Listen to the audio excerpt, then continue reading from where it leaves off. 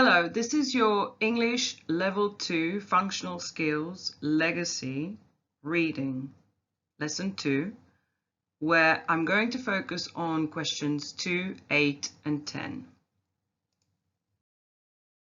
If you think reading is boring, you're doing it wrong. Think about that.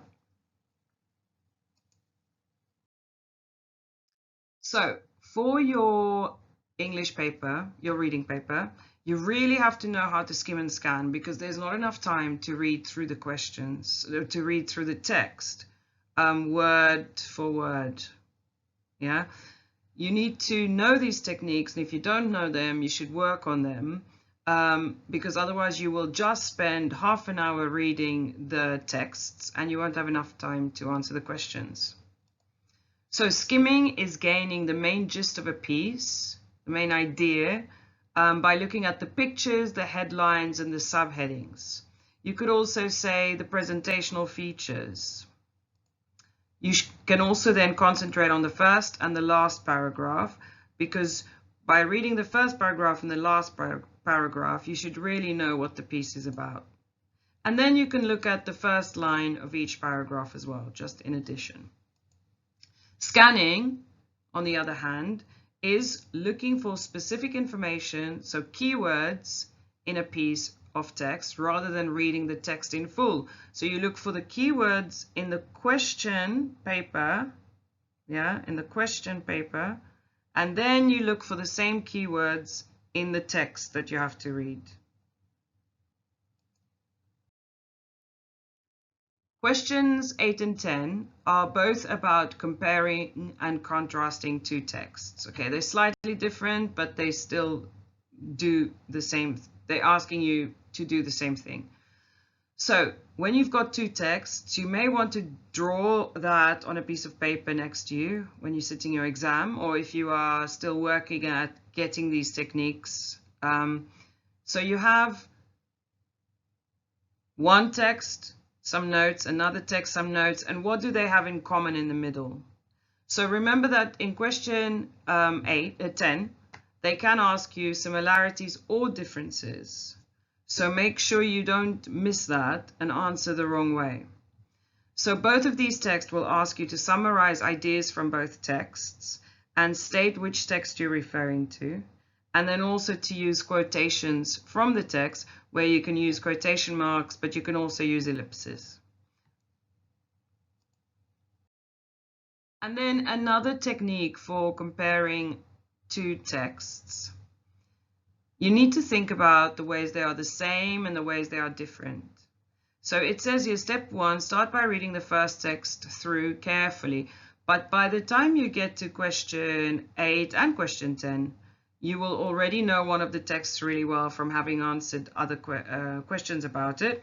So at that point, when you get to question 10, you look at the second text and you check. So as it says there in step 2, begin to read the second text, pause at the end of the first paragraph and ask yourself, did it say something similar to what was in the other text? And then you go back and forth between the two texts like that. Now, tone, bias, and inference, all of that you need to be aware of for only one question, which is question 2. So first of all, ask yourself, what is tone? You need to know what tone is, or it's also called the writer's voice, as they say there. It's not what you said, it's how you said it. So you need to be aware that texts have a certain tone, and you can recognize this tone and attitude by the language and the word choices the author uses. And the language will reveal the author's perspective or opinion about the subject. So if you can recognize an author's tone in a text, it can help you gain a better understanding of what the author is trying to say. That makes a lot of sense, right? And here are examples of how you can describe the author's tone. Admiring, critical, knowledgeable, optimistic, etc., etc. Yeah? Then bias. So what is bias? A prejudice, preference, or inclination that inhibits fair judgment. Bias is being objective as opposed to being, bias is being subjective as opposed to being objective, or vice versa. So a subjective opinion is influenced by your past experiences. And an objective opinion is something that you could say is scientific, so it will not allow bias to affect your judgment. A bit more about bias. So think about it. How is it that people can witness the same accident all with their eyes open, and each account will be different despite the fact that they all saw the same thing? Because bias is like wearing sunglasses. And these sunglasses represent your past experiences, how you were reared as a child, and your previous learning. And because of bias, two people can look at the same thing and describe it completely differently. They will probably even experience it differently and therefore describe it differently. Can you think of types of texts that are biased? There you go. And then can you think about texts that are persuasive? What kind of a text would use persuasive writing? Advertising, of course, and marketing.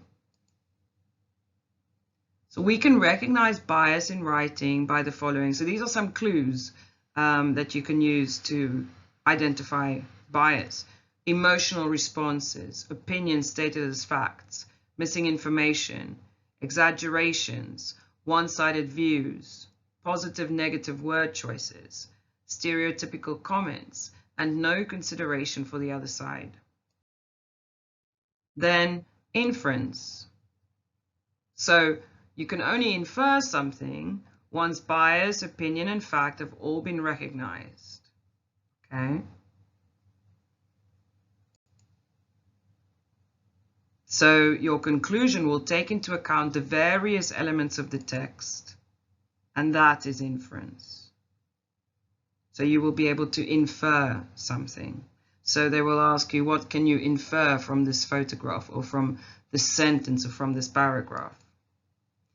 And this is based on these 4 elements.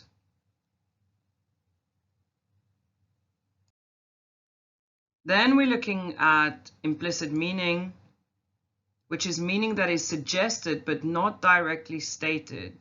Yeah, suggested.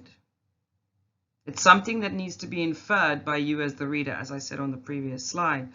The writer implies something and the reader infers something. Okay? Implicit meaning is suggested through language, character, tone of voice, and through what is said.